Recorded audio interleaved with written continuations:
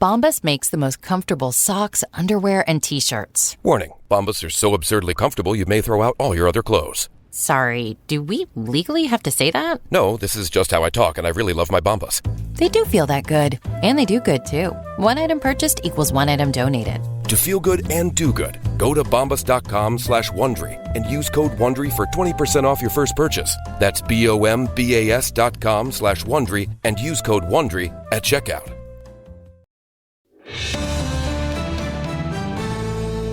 Senator, you know, we're not even a month into the Trump term. Tomorrow marks 1 month. You and I are taping on a Wednesday. Already, it sounds like you're digging your heels in for a fight for the rest of the 3 years and 11 months to go. Is this the way to go, Senator? Well, I mean, a lot depends on the direction that the president goes.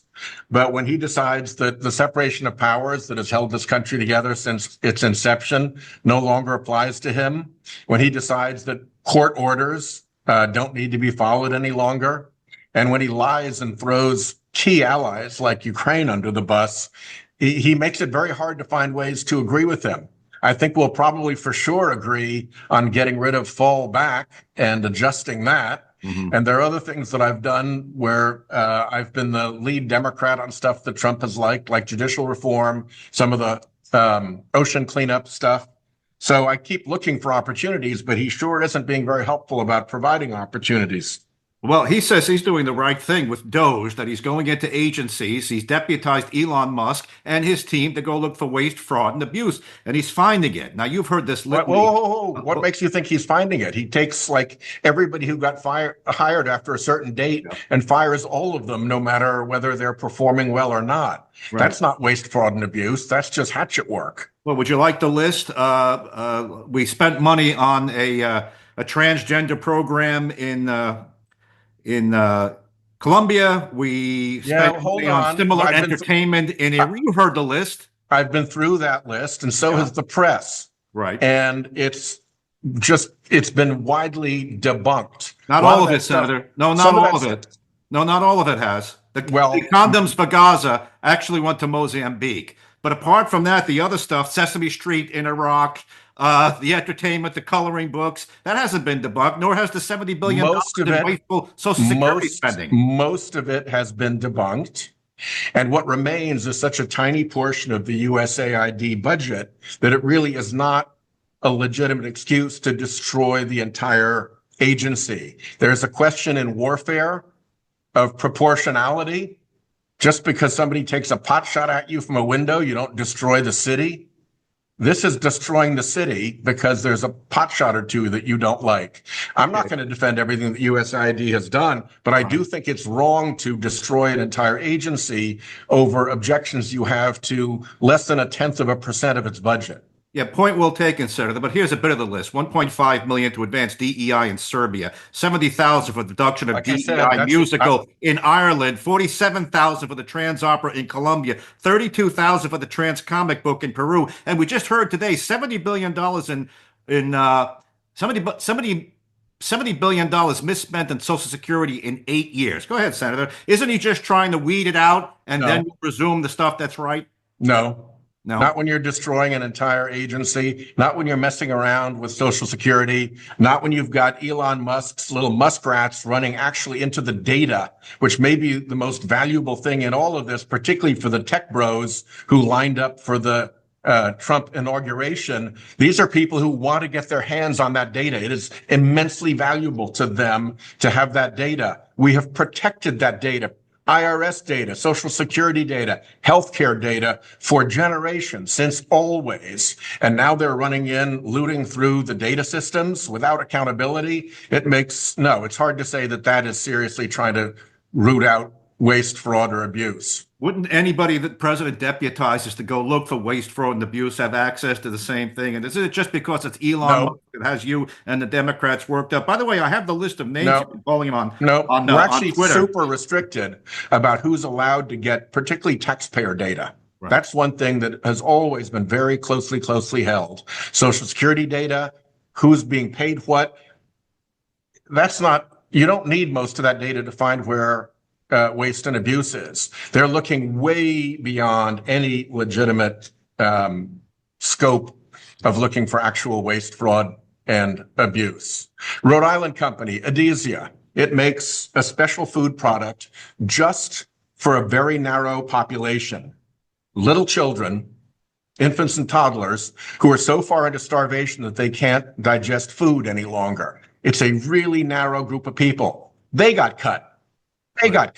They weren't, and they know it's out there. They just don't bother. They want to destroy the agency, even in those areas where it's doing immense good and it's making a Rhode Island product that helps keep little tiny children alive in places where they would otherwise starve to death. Yeah, I'm familiar with Adhesia. I know the good work they do, but I suppose Trump would say, "Listen, I said I'm putting the brakes on everything until I weed out the waste, fraud, and abuse, and then Adhesia will get their money." But right now, I'm worried about in the meantime, millions that are going down can't the drain. Survive, right? Companies need ongoing revenue to do it. And at the other end, there are people who are delivering this product into very dangerous places. And if they can't find the work to get the product there, they've got to go find something else to do. You destroy an entire ecosystem when you tear out things without thinking about it, and you can do damage beyond what you intend. You can knock down a house in a day that took years to build. Well, listen, the courts are on your side. Judge Jack McConnell ruled against Donald Trump. He was upheld in the first district. You know, you endorsed Jack McConnell. You endorsed Judge McConnell. He's really getting the conservative media treatment. He's getting a close-up now for all the money he threw around before he was appointed, and some of the causes and boards he belongs to, and some of the places the money. Do you have any concerns about Jack McConnell? I think he's terrific. He's on the board. He was on the board of Crossroads. Crossroads, right. Crossroads takes care of homeless people. It's a very distinguished board. There's nothing wrong with being on the board of Crossroads. Jack has been on that bench now for many, many years since Senator Reid and I nominated him onto the court. And he has conducted himself in a way that has never been criticized. In our battle for his nomination, we had the strong support of the Rhode Island Chambers of Commerce and the Rhode Island community. So the storm that is being kicked up around him is really just part of MAGA counterpressure.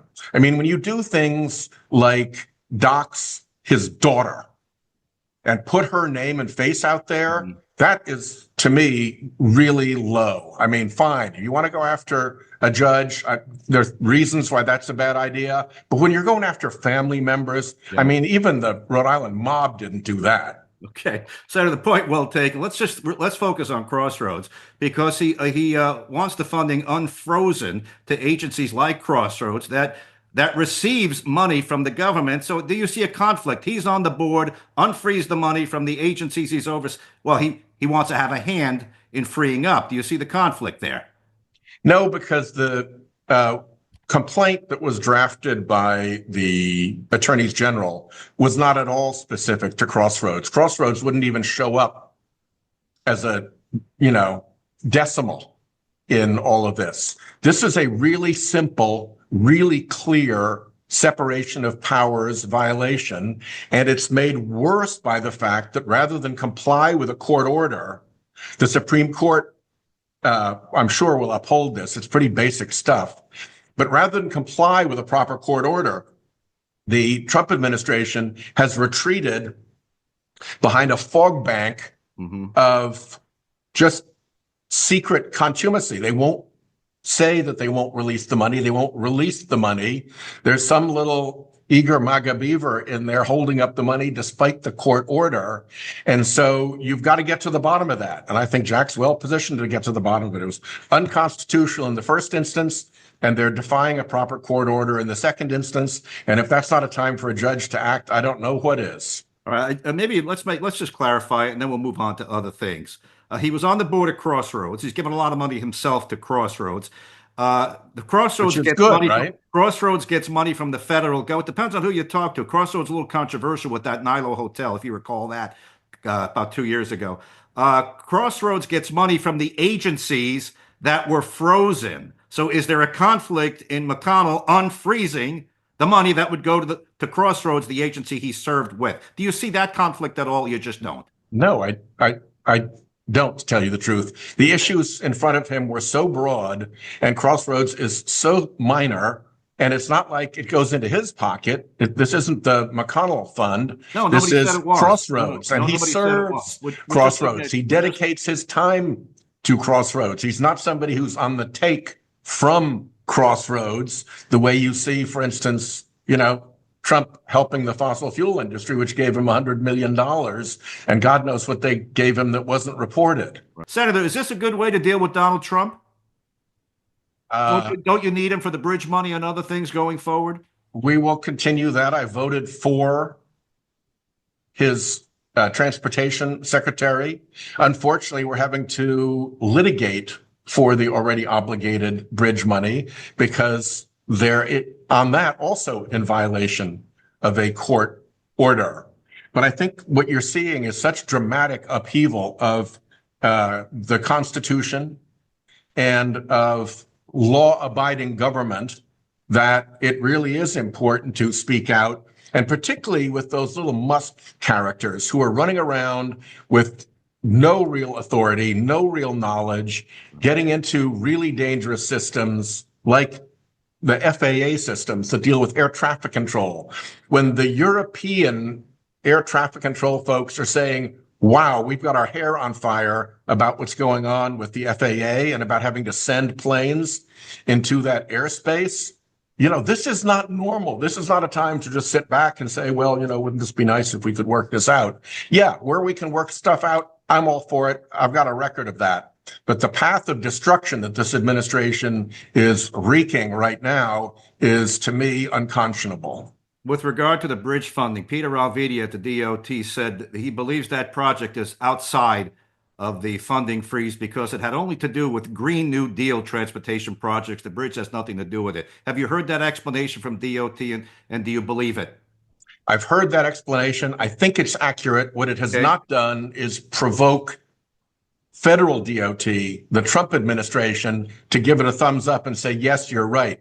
A bridge is not the Green New Deal. It should be obvious, but we have not been able to get that clarification. So they're going ahead right now in the hopes that that money will be there and the expectation that that money will be there, but without any statement from the federal government that that money will be there. And this, despite my chairman on the Environment Public Works Committee, who's a friend also, Senator Capito, making her own inquiries on my behalf into the Department of Transportation, whose highway fund we at EPW oversee and authorize, and still can't get a straight answer. That's part of why we have to keep going back into court, just to try to get straight answers to obvious questions. Okay, Senator, let's move to world affairs. You called Defense Secretary Hegseth a hair gel talking head.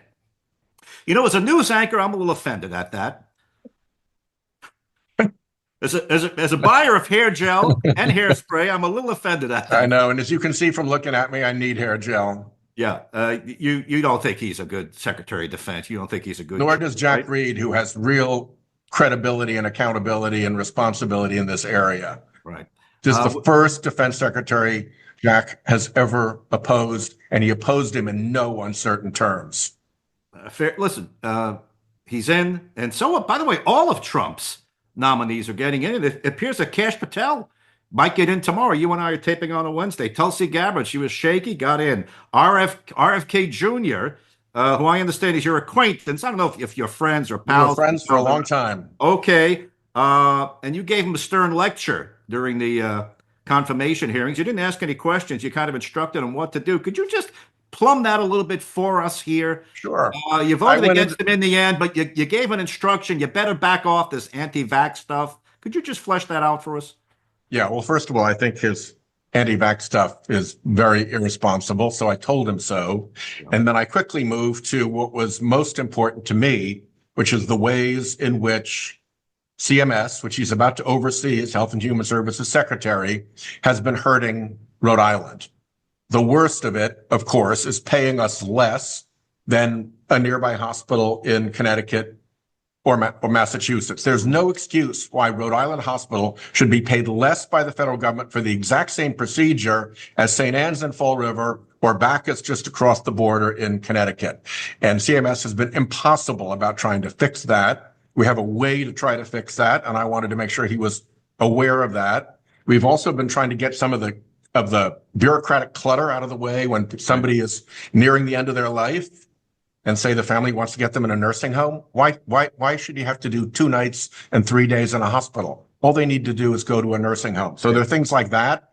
And then they took a run at Integra, one of Rhode Island's biggest primary care physician practices, which had done a wonderful, wonderful job in the program it was in. They tried to throw it out of the program, and their case for throwing it out of the program was so bad that they got slaughtered in court when Integra sued. And I want to make sure that lawsuit isn't pursued. So that was very Rhode Island specific stuff, protecting one of our biggest physician practices, trying to make sure we can have people who are dying have better treatment for them and their families at the end, and getting rid of this hole that Rhode Island has been in for decades, with CMS paying us less than Connecticut and Massachusetts for the exact same services, often delivered in a better hospital. That's not on Kennedy's watch. That was on Biden and Obama's No, watch. but I'm after him to get it fixed. You just wanted to correct. You wanted to make corrections. Absolutely. Okay. I was after the Biden people too. I even put a couple of their people on hold in the Senate because I wasn't getting their attention enough. Okay, let's move to the war in Ukraine. There are peace talks underway right now, or ceasefire in Saudi Arabia, as you and I speak. Ukraine hasn't been invited to the table. Zelensky says he won't go because he doesn't have a seat at the table. Do you agree with the general outline that we're going to have peace, that the land Russia grabbed, he's going to keep it, the money has been cut off, and he wants new elections? Is that an untenable position for you? Yes. First of all, I think it sends a really bad example to the world, and specifically to China, that when you send your military in to grab another sovereign nation's land, when the settlement comes, you get to keep it. China is looking very covetously at Taiwan. And the signal that comes out of Ukraine has to address that. As the House Republican chairman of Armed Services said in Ukraine, the message that comes out of this has to be that Putin lost, and that everybody knows he lost because of the message that sends. Elections in Ukraine right now are a logistical nightmare because you've got so many people at the front, in trenches, fighting an actual hot war.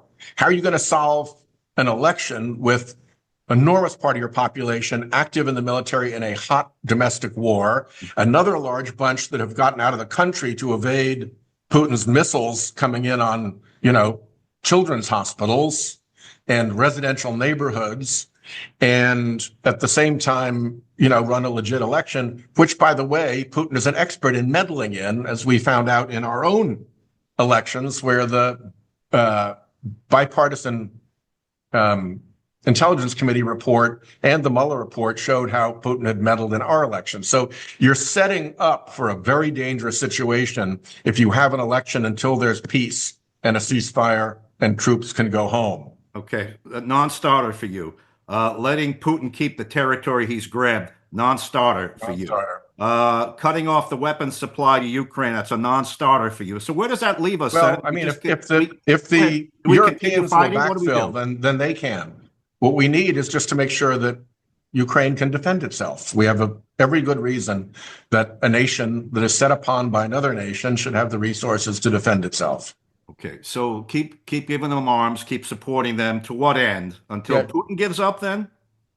Yeah, until there's a return to the original boundaries. All right, let's go. And by the way, I would add we should go after the sovereign assets that Russia has squirreled away in the U.S. and in Europe to the tune of about $300 billion.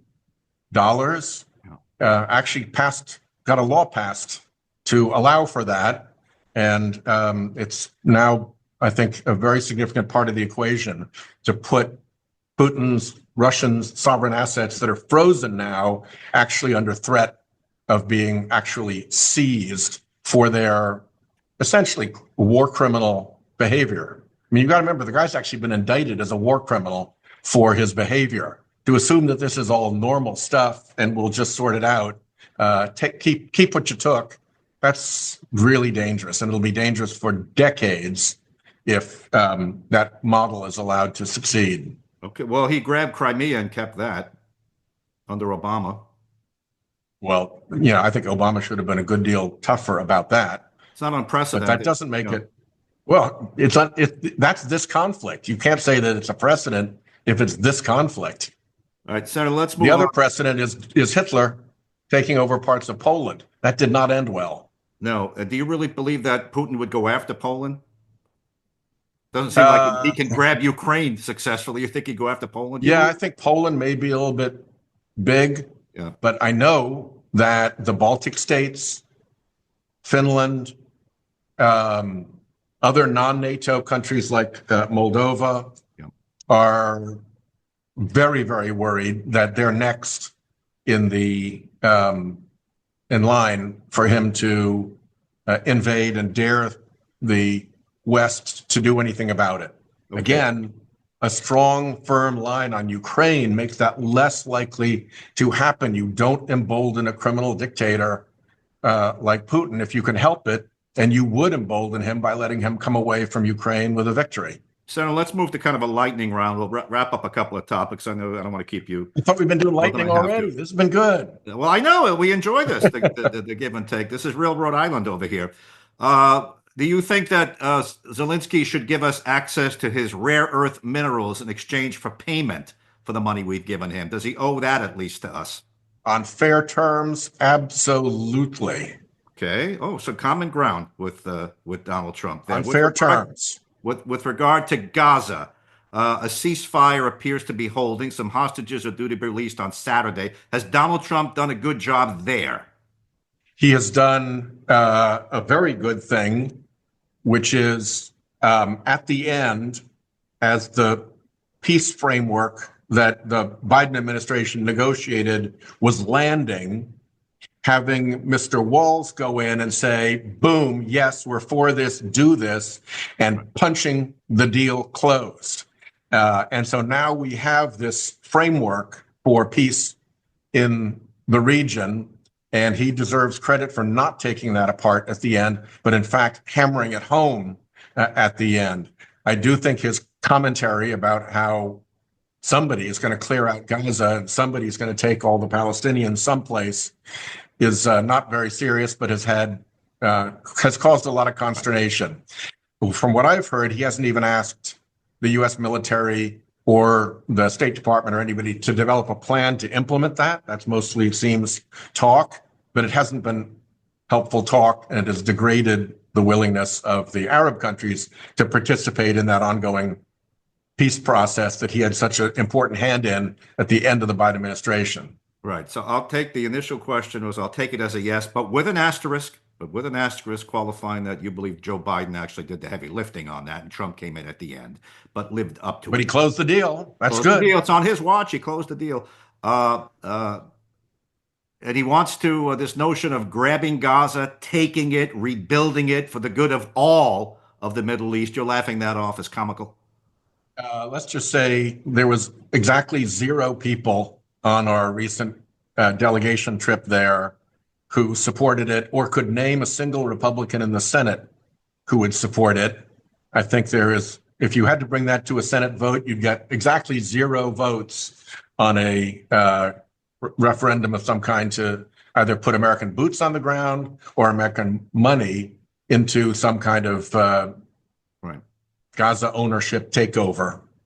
How about grabbing Greenland? It's our hemisphere. The Chinese and the Russians are floating around. How about that? These things should get worked out in diplomatic channels, right? And just the idea that you threaten that you might use military muscle or in some way force Denmark to give up Greenland or force the Greenlanders to give up themselves. It's not a great way of speaking. What it does is it matches the arguments that Putin made about why he should go into Ukraine. It's an echo from the United States government of the logic of the Ukraine invasion. I think in that case, it wasn't just a little bit odd, but it's a little bit dangerous when the president of the United States is echoing the logic of a dictator at work and at war in a sovereign independent democratic nation. Same for Panama. He wants the canal, wants control of the canal because he says the Panamanians have abused it, got a little too cozy with the Chinese. Bad deal to give it away to begin with.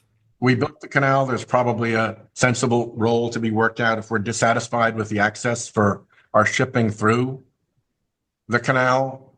So I would leave that also to be worked out in diplomatic channels. Victor David Hansen, Davis Hansen, you've seen him making the media rounds. He's a conservative, but he's sometimes very reasonable, at least in his explanations. He says, Trump does all this on purpose, almost trolling, throws these outrageous things out there, but it gets people talking and moving, and Trump knows what he's doing with regard to Greenland and Panama and Gaza. It gets people like you in the Senate and others sometimes worked up, but it puts the notions out there, puts it on the agenda, and sometimes it gets action. Do you believe that explanation?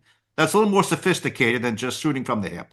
Yeah, Victor Davis Hansen said that. My Republican colleagues, the ones who I'm close with and talk about this with a good deal, all agree that that is a Trump strategy. Mm-hmm. They also agree that when the notions that he's floating are nutty or dangerous, it's actually very helpful to get a lot of pushback, and it's hard for them to do it because of his sway over the Republican Party. So on repeated occasions, I've actually been encouraged to raise a little hell about stuff to give them a little bit of cover so they can go back to the administration and say, that was not actually such a good idea. Let's not do that. Okay. Hey, Senator, always good to have you on. It's always wonderful to be on with you, Gene. I love our lively conversations.